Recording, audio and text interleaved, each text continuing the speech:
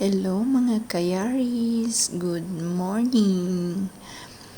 At ito na nga pala guys, kararating ko lang mag-grocery nito guys.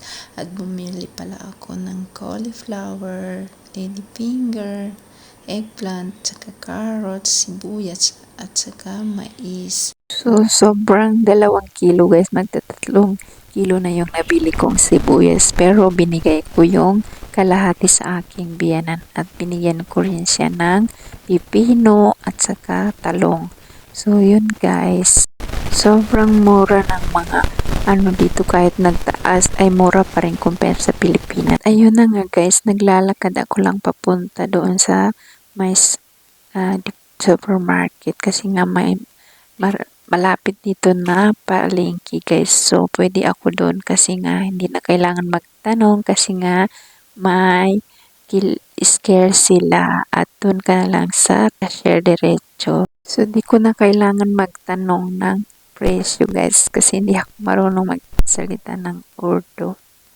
So, ang halaga pala ng nabili ko guys ay 860 rupees lang. So, pag i-convert natin yun sa Philippine peso ay nasa 178 pesos lang. So, yung ganun ka guys. So, sobrang dami kong nabili kasi sobra 2 kilo yung sibuyas, malalaki siya.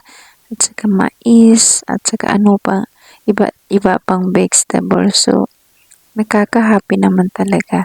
At sobrang saya ng babae guys kasi pagdating ko doon ay linalagay na nila yung tarok or na isda guys kasi napaparating na yung winter so nag-i-start na yung isda.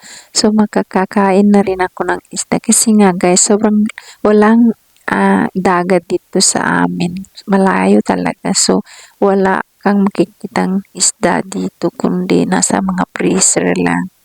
So yun, gulay at manok karne lang yung kinakain namin.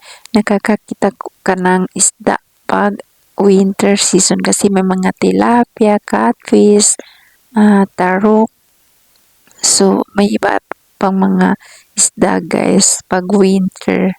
So yun nga, sobrang saya ng babae kasi nga nakita ko guys linabas na nila.